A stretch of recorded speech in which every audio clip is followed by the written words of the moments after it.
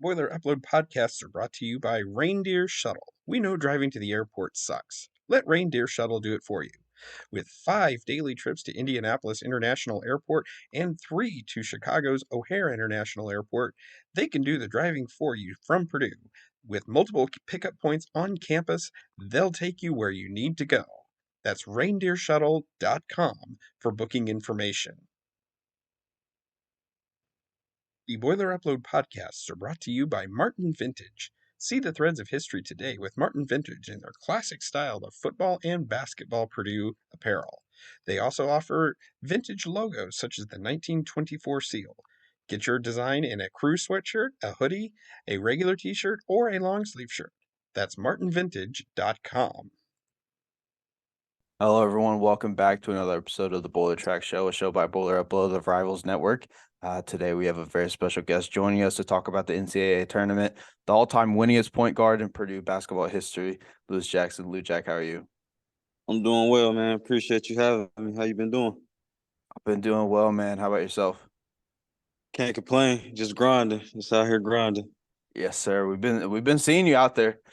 You've been killing it out there. You and Jordan and Courtney doing your thing. Definitely appreciate that. First off the bat, I know you saw that tweet the other day of the old retro 2008 shorts that everyone was talking about. When are we gonna bring those back? Coming back probably for another 10, 15 years. I think what they say, history repeats itself. So right now we're back in that short shorts era, which I mean that's what the kids are doing right now. So I don't know. I don't know if that might come back. We need to bring them back though. It could, but yeah, you're right. It does kind of go in waves because way back in the day it was the short shorts, and now those are kind of back in for whatever reason. But it always brings up that nostalgia from when, because I was 8 years old in that picture, so brings up the nostalgia of watching you and Etwan and JJ and Robbie and those guys back in the day. Yeah, those were good times. I think too now since the compression shorts, it's kind of got cool to show your compression shorts and people wearing the long sleeve compression shorts. So I think, I don't know, I wanted to see it come back, but the kids look at me crazy sometimes. I'm like, Coach, how'd you dribble with those shorts? It's like, man, you had to be there to see it. Did you just have the normal size, or did you like get oversized on purpose? Well, it wasn't on purpose. I always did like bigger shorts. Like my high school, we only had probably like 2 sizes big. It's like our big man would get them. In my senior year, I finally got a pair. And then they send you a form before you even go to college. They send you a form, tell you to pick like 3 jersey numbers, tell you to pick, the size of your clothes, what you wear. And me, child like mine at that time, I'm like, oh, I want a 2X because I'm thinking the shorts are still small, not realizing, hey, you're playing with, these are grown men now. Like, you got real 6'10", we're in adult sizes. This is not youth sizes. So I just put a 2XL thinking about my high school, like, the shorts won't be that big. And then when I got there, I'm like, oh, yeah, they're a little big, but I like to play in big shorts. So I just ran with it. And Coach Painter never was like, dude, you got to get some smaller shorts. I guess because I didn't turn the ball over, so he didn't care. So did you and like JJ have the same size, you think? Possibly. He might have had one size bigger than me, but we probably did have the same size back then. That's wild. Those were, like you said, those were good times. But yeah, like I mentioned at the top here, coming on to talk about the NCAA tournament. Before we get to that, though, obviously Purdue won the Big Ten tournament last weekend. Just what were your takeaways from watching them play after all the struggles that they kind of had to close out the regular season? I was excited. I think in Purdue's history, kind of, I know with my teams and even other teams, we've kind of peaked right there in February. And then we kind of hit a wall. I know, like my last year, I was actually just telling Landon Beagle this a couple days ago. Like, we won the tournament, and then each year after that, it seemed like we couldn't have success. Like, we hit our wall, we would get bounced out in the first round. And for them, you kind of knew adversity was coming. You didn't know when it was coming, how it was coming, but I was kind of glad to see it hit right there at the end of the Big Ten. They being able to pull it out, still win the regular season, and then going into the tournament and winning those 3 games. and even getting some of the little struggles, and just for the freshmen to experience a different level that the tournament brings, just the atmosphere and being able to handle. I think it gives us so much more confidence, and the guys have an understanding going into the NCAA tournament.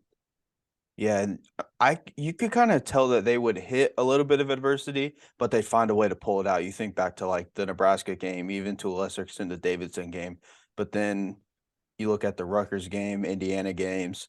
Those are games that they just couldn't overcome that adversity for whatever reason, and then the other games they did. So it was like you said, it was just a matter of when that adversity was going to hit because everybody goes through it. But yeah, I think they're on a 5-game winning streak now, heading into the NCAA tournament. So things are looking on the up and up for them, kind of refining their stride. No doubt, no doubt, definitely. Like you said, you knew it was gonna happen. You just knew it was gonna happen. But like to hit your stride now, like I think it's better for those guys not losing in the Big Ten tournament. You know what I mean? Like you have to go home and sit and wonder, like, man, what's going on? It's more of like, okay, we felt that physicality, we know that atmosphere, and we're winning right now. So everybody's morale is high. Guys been making shots, even the guys that maybe struggled a little bit in the Big Ten tournament. The morale is ultimately high. Number one seed, I think it's a lot of confidence going in there. And how I know a lot was made of kind of the struggles with the press, and the issues it has specifically against Penn State. Just how concerned are you with that aspect of how things have been going? Uh, Part of me is concerned. I won't say it's a high level of concern. I think obviously I know Coach Painter. I know their staff. I know they're going to go down. They're thinking about what ways to attack the press. If they see it, they're going to have the guys ready for it. And I think ultimately for the players, it's a good challenge for those guards, because I think now they're hearing the chirps and people saying they can't handle the pressure. So now they got to be serious. I'm not going to say serious because I know they're serious, but they got to focus a little bit more and just figure out a way to get it done. But I think it's cool too in a way. In the quote unquote, people say they got exposed. I think I'm glad we get to see, hey, we got to fix this now before we get in the tournament, because I'm sure some teams that we may play may be a little bit more athletic and they're going to try to do that, but our guys are going to be ready for it now. Yeah, most definitely. And you look at kind of their path in the tournament, they got a few sneaky games that they could run into, specifically in the second round. FAU is going to be a trendy upset pick. I don't know how likely it is, obviously, but and then Memphis is Yeah. uber athletic. So that I mean that'll be a test right off the bat after they presumably beat the 16 seed, whoever wins tonight. I agree with you, and I think that's going to be it's going to be a great test. Like you said, getting right into that second round. Both teams are more fast paced, athletic. We kind of know that they're probably going to try and bring pressure to our guards. So it's going to tell us right there. If we get through that test, I think now everybody's momentum is going to be rolling. You know, because like you said, Memphis is super athletic. I watched them against Houston, and that was just an athlete's game. And I know Florida Atlantic get up and down. So you get through that confidence is going to be rolling. And I think, we just keep our stride going from there. Now, when you were playing, did you guys? I'm sure you did kind of look at it, just look at your bracket and your draw and see what teams you could potentially play. But does Paint say anything about not looking too far into the future? Yeah, I mean, you definitely have to focus on that one game. And I think for us, we always had such a core that we weren't too young, and we all had been through the process. So by the time I got there my first year, Etwan, Juwan, Rob, they had already been in the tournament. So they kind of knew the expectations, like, hey, you can't take any game less of because of this team is the 16 seed or whatever. But the player in you definitely take a look at that bracket and you're like, man, okay, if we match up with this team, it's a little bit better over here for us. We wouldn't mind them getting upset over here. So everybody takes a look at it, but you do have to understand it's one game at a time, literally. Because yeah, you look on paper, Purdue got a tough draw. I know basically every team's gonna have a tough draw, but at the same time, you look at last year, everyone thought Purdue and Kentucky were gonna meet in the Sweet 16. They ended up getting 15 seed St. Peter's, so you don't know what the hell's gonna go on. It could be anybody that Purdue sees if they make it to the Sweet 16, Elite Eight, Final Four. No doubt. And I think even like last year showed it and this year as well, you got so many guys that how COVID affected college basketball and just affected the world in general. But you Mhm. looking up, you got guys that's 25, 26 now in college. You know what I mean? Like it's especially some of those teams that you may have not seen, they're returning a lot of guys. And those upsets you see normally It's the teams with seniors, a fifth-year senior. So now you don't know this year in the tournament just because of the experience, and a lot more teams have a lot guys coming back instead of the one and dones. Yeah, and I remember we had talked about North Texas when Purdue lost to them in the first round, just how experienced they were and the different types of guards that they kind of had that gave Purdue a lot of fits. Definitely, you with us, I mean, it's older guards. You never in the tournament play is about guard play. Like, thank God we do got Zach Edey. Like that is a beautiful thing to have. I know as a point guard to be able to throw the ball in there, but ultimately you got to have tough-minded guards. You got to have guys that can run the show. Just be poised because those crowds. You look up, you could be playing in Columbus and you're the number one seed, and next thing you know, the fans are just starting to cheer for the upset. So Mm. now it's you and Purdue fans and versus the rest of the crowd. And you're looking around. If your guards and people don't stay poised, you know what I mean, things can go awry very fast. Now, just I don't know how tight you are or how much you've talked to them, but just how impressed have you been with Braden Smith and Fletcher Loyer, their ability to kind of live in the big moment and show up in those games? Oh, extremely impressed. I mean, me and Brady just had some few conversations. Me and Fletcher as well. I just kind of sit back and I like to be a fan. You know, when I go to practice, I see those guys. I just tell them keep doing what they're doing, give them a head nod. But for both of those guys to be in the freshman backcourt and just the pressure with the rankings, just the expectation, didn't expect this season to go this way, but it's like every big moment they embraced it. And I'm just highly impressed. And it just gives me so much more confidence in our future for the next 3 years with those guys. Now, I mentioned it off the top. You're the all-time winningest point guard. You think your record's going to be in trouble here by the time Braden's a senior?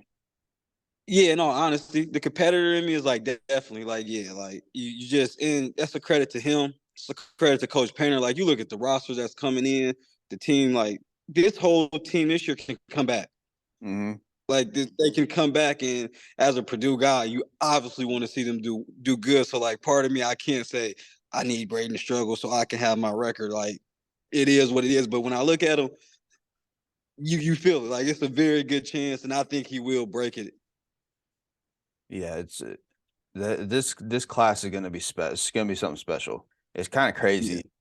Two guys that aren't like you look back to that. I think it was 2015 class with Big E and Ryan Klein. Both those guys were like highly touted guys, but these two come in and they're like top 100 four-star guys, but like overall they didn't have hardly any buzz, and they've come in and done this. I don't know if we've ever seen that out of a Coach Painter team. No, I don't think so. I mean, just like you said, like you just got the two freshmen in the backcourt alone. Like, me just sitting here thinking about it myself. Like, even for me, like I had to wait 5 to 6 games before I actually got the keys to the car. Braden Smith got the keys to the car from the gate. You know, Fletcher got the keys from the car from the gate. And I also think what's impressive about those two, Brandon Newman is an excellent player. You know, we got great role players, we got great veterans, but having the opportunity to walk right into that fire and get the opportunity, kind of that high school mindset of being naive. They got to just jump right in the fire with the same confidence they were coming into out of high school and not really having to sit and think about things. It was just like, hey, you got to learn on the fly, or it won't work. And for, I think both of those guys kind of being underrated, or people not having the expectations for them, also helped them. Yeah, and as we head into Friday, just what are you thinking in terms of like what Purdue needs to do to make a run in this tournament? What are some of the keys that you see that Purdue needs to get? Obviously, we got to play through Zach. You know what I mean? We play through Zach. We got to knock some shots down, which I love. I mean, I love how he's kind of switched up the lineups, but I think Ethan Morton is a big key. I think him staying confident, taking shots. I know sometimes fans are probably wondering like, why is he shooting? He shouldn't be shooting, but those type of guys have to be willing to make shots. And we just got to handle the press. Like, we know press is coming. Take care of the ball and play the Purdue way. We got to be physical, and I think we'll be fine and make a deep run. Now, the way I look at it, I was thinking about this the other day. Zach Edey, Braden Smith, Fletcher Loyer, those are the reason that Purdue's in this position. More so Zach Edey, obviously, but guys like David Jenkins Jr., Brandon Newman, Mason Gillis, that'll be the reason that Purdue makes it to a national championship potentially or not, in my Oh, opinion. I agree. I mean, you got a guy like Mason Gillis. I joke with Jordan the other day, and I was like, you cheer for Mason, you love Mason. He's a talent. He is a true Purdue guy. Somebody's always on the floor. When he falls, you're worried about if he's hurt, but he does everything. So he does everything well. Like you won't say, hey, he stands out in this category, but his effort, being able to knock shots down, the way he competes, like you need that leadership from him. Brandon Newman, I think very underrated. I've heard people starting to say, but I think he's one of the best two-way players in the country. I truly believe that. So with him knocking down shots, being willing to take on those challenges, David Jenkins, we always knew he was a bucket. Perfect time for him to start coming in, making buckets. Also, that veteran leadership from him. So those three guys, which are all vets, like you said, like we really need them. If those guys are rolling, we're rolling big time. Yeah, and it feels like Purdue's kind of waited all year for David Jenkins Jr. to find a shot and just get in a rhythm, and then Brandon to really embrace things on the defensive side and put it all together. And I mean, if he did this all year, he would have been Big Ten Defensive Player of the Year. Like he's been that good defensively. I agree. And I mean, that's when you take your hat off to those two guys, and even Mason, because like those three, they've been in ruts trying to figure it out. Spot minutes here, starting here, and with those three clicking now, like you said, those three are big time. Brandon Newman, especially, like the fact that now we've all known it. We've all known he could be a two-way defender. We always known he could do that. We know his offense, but being a willing defender, taking on challenges now, has been huge for us. Now to wrap things up here, I know we talk about it every year with Coach Painter. Do you think that this is finally the year that him and Purdue break through and get to the Final Four? In my heart, I feel that way. I definitely feel that way. I'm rooting for them. Like I said, I think they get through that second round. I definitely think we're getting to the Final Four, and I think also too, just with Coach, just it's funny thinking about it. Like now, he's one of the elder statesmen in college basketball. Like you look around, it's like he's been there before. He knows how to get there. He's done got an Elite Eight. It's like that Final Four is right there for him, and I do believe this team can really get there. I've said 100 times. I'll keep saying it until he makes a Final Four. He's in that area where Jay Wright and Tony Bennett kind of were before they made a Final Four. Because I remember Villanova lost as a 1 seed to, I believe it was LSU in like the second round. Obviously, Virginia lost to UMBC as a 1 seed against a 16. And then once they got to the national championship stage, and Jay Wright obviously won 2, and then Tony Bennett won 1. They're looked at as that top tier of college coaches. They're up there with the Coach Cowles and Coach K when he was still there and everything. Like they're in that tier. And I think Coach Painter is still like it's hard to say he's not in that tier, but if he's not, he's right under it. And he's gonna get to that. He's gonna be looked at as one of the top 5 coaches in college basketball, if not already. I agree. Like you said, like he's kind of on the cusp. Like I think the coaches in the basketball world respect him in that manner. I think, the high level basketball people, I think they respect him in that level. They know what type of coach he is. No disrespect to the casual fans. Sometimes the accolades kind of cement you. It gives you a little bit more, but even like you take it for granted. You don't think about from a coach's standpoint, like you just broke down Jay Wright situation. Like those guys have to go through the journey and the process as a coach too. They have to lose. They have to get upset. They got to, get good teams. And even just for Purdue in the regular season from a year ago, we got to number one time and we lost quick. Now the expectations at Purdue University is we're a consistent top 5 team in the country. So I think we're right there. And I think once he gets over that hump, which I know he will, then he will be to everybody, top 5 coach, top 10 coach, you want to say, in college basketball.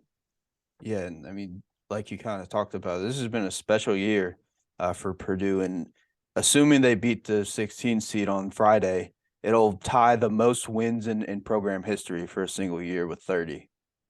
That's big. That's big time. Yeah, you see what I'm saying? Like the records we're breaking down, just the historical moments. Like it's coming. I definitely think this is the year.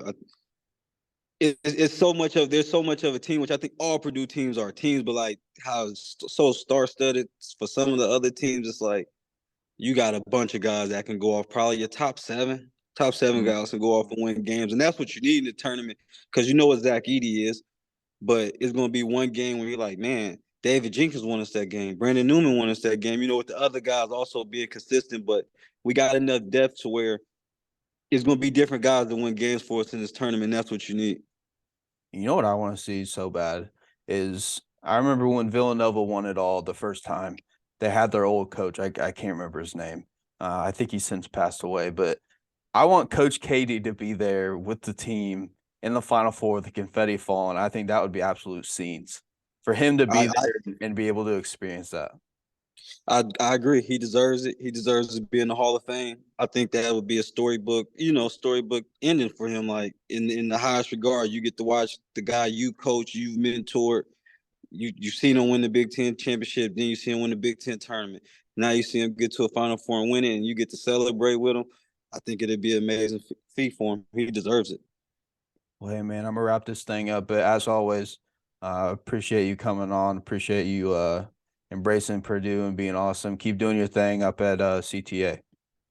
Appreciate you, Doug. Thanks for having me. Yes, sir. Have a good one.